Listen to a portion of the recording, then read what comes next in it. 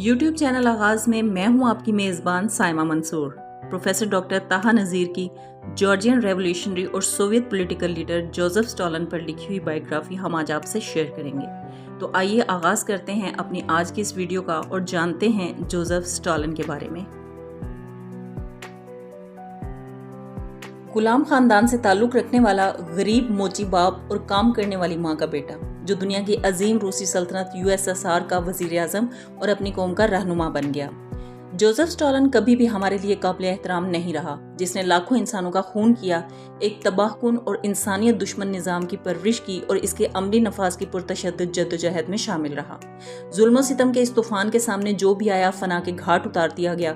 वो पूरी एक नस्ल पर दुनिया की सबसे बड़ी और अजीम सल्तनत पर बिला शिरकत गैर हुक्मरान था।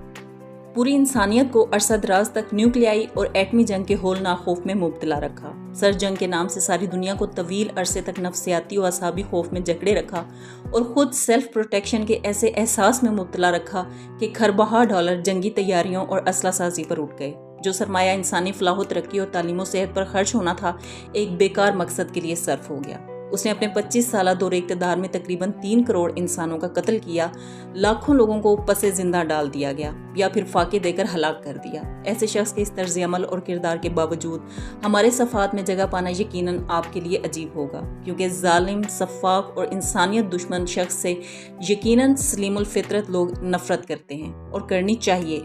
लेकिन वो जैसा और जो भी था, हमें तस्लीम करना पड़ेगा कि स्टॉलिन एक गरीब और गुलाम खानदान में परवरिश पाने वाला बेकस नौजवान था, जो जिंदगी के बुनियादी वसाइल तक से महरूम और कम दर्जे की समाजी हैसियत का हामिल था, मगर अपनी अय्याराना सोच, आला जहानत और मेहनत और जाफिशानी से तारीख़ इंसानी में अपना एक नाम और मुकाम नक्श कर गया है। वो यकीनन एक तवील अरसे तक इंसानी अजहान से महब नहीं हो सकेगा और कराइन कहते हैं कि वो तवील अरसे तक अपने मुतफरक शख्सी और इज्तिमाई असरात के साथ बिलवास्ता या बिलावास्ता मौजूद सुखन रहेगा। जोसेफ स्टॉलिन का असल नाम आयोसेफ विसारियोनोविच था। 1879 में रूसी सूबा जॉर्जिया के कस्बा गोरी में पैदा हुआ, जो उस सूबे के दारुल हुकूमत तिफ्लिस के करीब वाक़ है। उसकी मादरी ज़बान जॉर्जियन थी।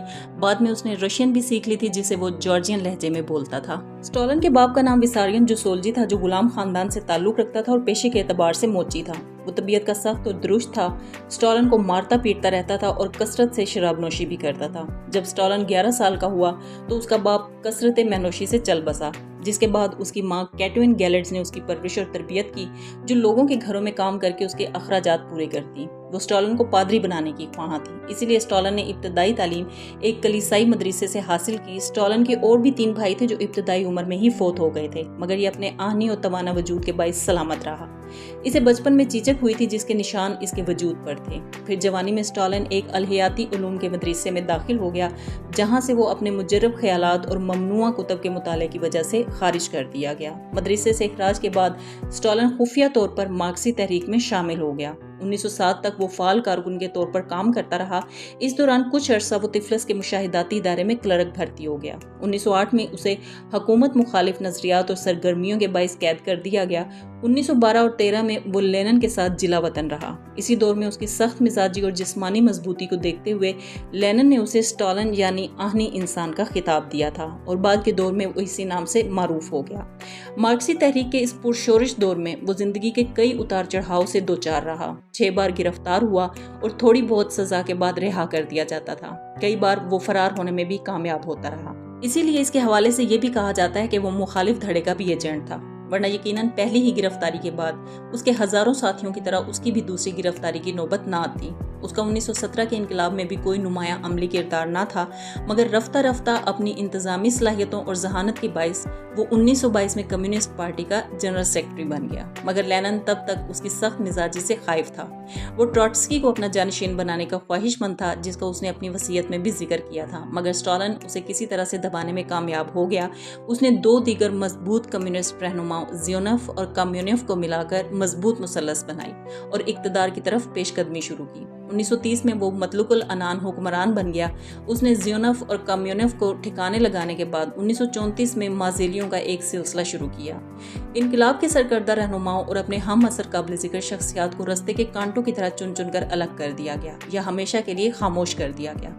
हत्ता कि अपने इस इक़दाम के जवाज़ के लिए उसने अपने एक वज़ीर सरगाई क्रोफ को भी खुफिया कत्ल कराने में कोई यार महसूस न किया। 1939 में उसने हिटलर से अदम जहरियत का मुआहदा करने के चंद ही दिनों बाद पोलैंड पर हमला करके अपने तयशुदा इलाके पर कब्जा कर लिया।